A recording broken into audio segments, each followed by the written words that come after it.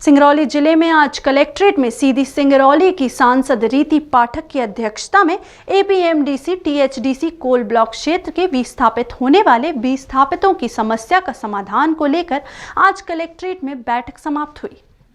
बैठक में मौजूद सीधी सिंगरौली सांसद रीति पाठक, कलेक्टर राजीव रंजन मीणा, एसडीएम विकास सिंह सहित एपीएमडीसी के अधिकारी, टीएचडीसी के अधिकारी व विस्थापित नेता मौजूद रहे। जहां सांसद रीति पाठक सहित विस्थापित नेताओं ने कंपनी प्रभावित हितग्राहियों के बारे में जो व्यवहारिक समस्याएं आ रही है उनके बारे में चर्चा की। टीएचडीसी से प्रभावित हो रहे विस्थापितों को बसाहट के लिए बनाए जा रहे घर, स्कूल, खेल मैदान, अस्पताल, विवाह घर को प्रोजेक्टर के माध्यम से कंपनी द्वारा दिखाए जाने पर सांसद रीति पाठक ने बैठक में कहा कि जो आप दिखा रहे हैं यह प्रोजेक्ट वैसा ही बनाया जाए, ऐसा ना हो जाए कि दिखाए कुछ बने कुछ। के निर्देशानुसार जो कमेटी गठित हुई थी, पहले ओवरसाइट कमेटी, उसकी बैठक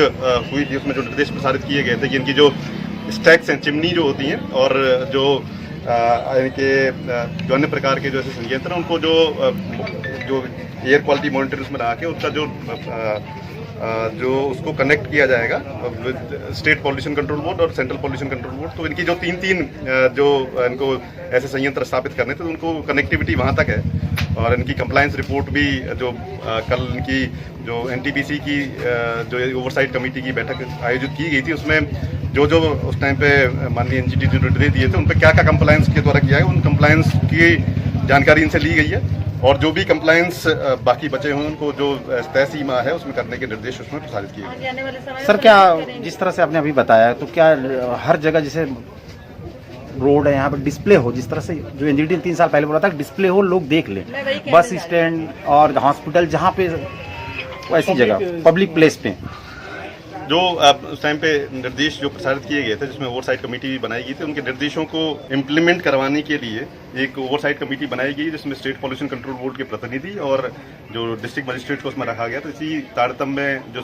कंपनी के जितने भी जो प्रतिनिधि हैं उनके साथ लगातार हमारी संपर्क स्थापित किए हुए हैं। उनकी बैठकें हमने कल एनटीपीसी की बैठक की थी, अभी हमने एनसीएल की बैठक होनी है, और बाकी सर अन्य जो जितनी भी सारी यहाँ जो थर्मल पावर कंपनीज हैं उनके साथ भी हम उनकी इम्प्लीमेंटेशन को क्या अभी इस तरह किस तरीके से आगे आने वाले समय में उसको पूरा किया जाएगा, उनकी टाइमलाइंस के अनुरूप उनसे जानकारी भी देते हैं। हमारी जो भी औद्योगिक इकाइयाँ अभी स्थापित होने जा रही हैं, एपीएमडीसी और एनएचडीसी, इसके तहत जो भी नियम और प्रावधान हमारे गाइडलाइन जो है भारत सरकार के द्वारा या राज्य सरकार के द्वारा,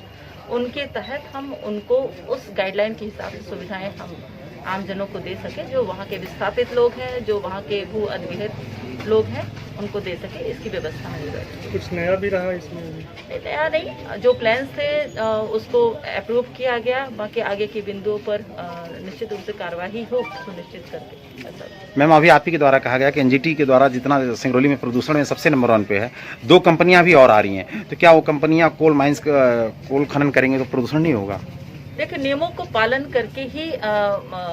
किसी भी प्रक्रिया के तहत आगे बढ़ा जा सकता है और आगे बढ़ना पड़ेगा। और ये भारत सरकार की गाइडलाइन पर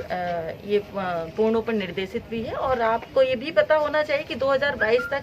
अब जितना अभी जो विषय आया है इसमें 2022 तक हम ट्रैक रूट हम इसको यूज कर रहे हैं और इसके माध्यम से हम कोयला का ट्रांसपोर्टेशन कर रहे हैं। तो सबसे पहले तो ये हमारी सरकार हर स्थिति में चिंतित है कि किस तरह से हम प्रदूषण को रोक सके, किस तरह से हम नियमों का पालन कर सके, किस तरह से हम आम जनों को उनके अधिकारों को लाभ